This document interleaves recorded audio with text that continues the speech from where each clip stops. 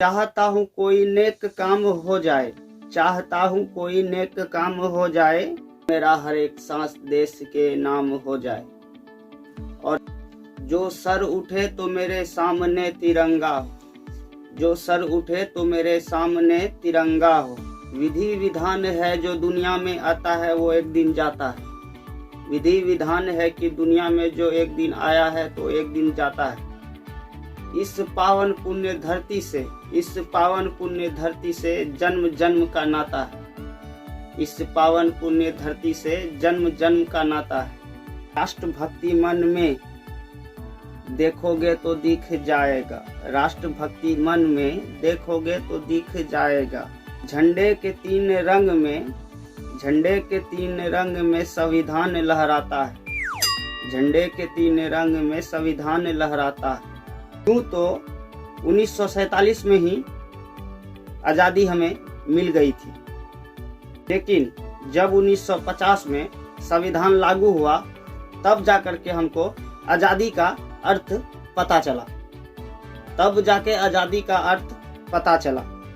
तमाम घटना इस प्रकार से हुए जिसका अर्थ कहो या प्रश्न कहो, भीड़ बहुत शोर, गजब अजब सारी दुनिया है।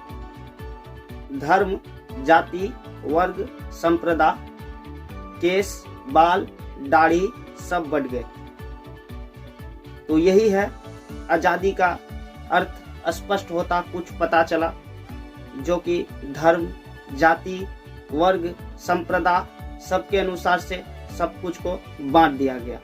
एक राह पर नहीं चलेंगे तो कैसा आज़ादी, किस तरह का आज़ादी? जाति, संप्रदाय, ये वर्ग सब चीज में बांट दिया गया।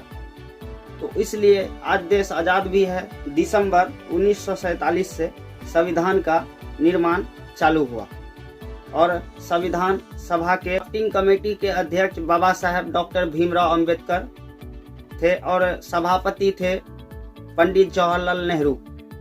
और इस सभा में महात्मा गांधी नहीं थे, क्योंकि वे एक संविधान बनाया और नवंबर 1949 में जाकर संविधान बन करके तैयार हुआ।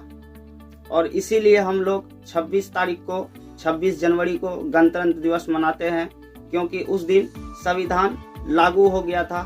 और इसीलिए हम लोग बहुत खुशी से गणतंत्र दिवस मनाते हैं। और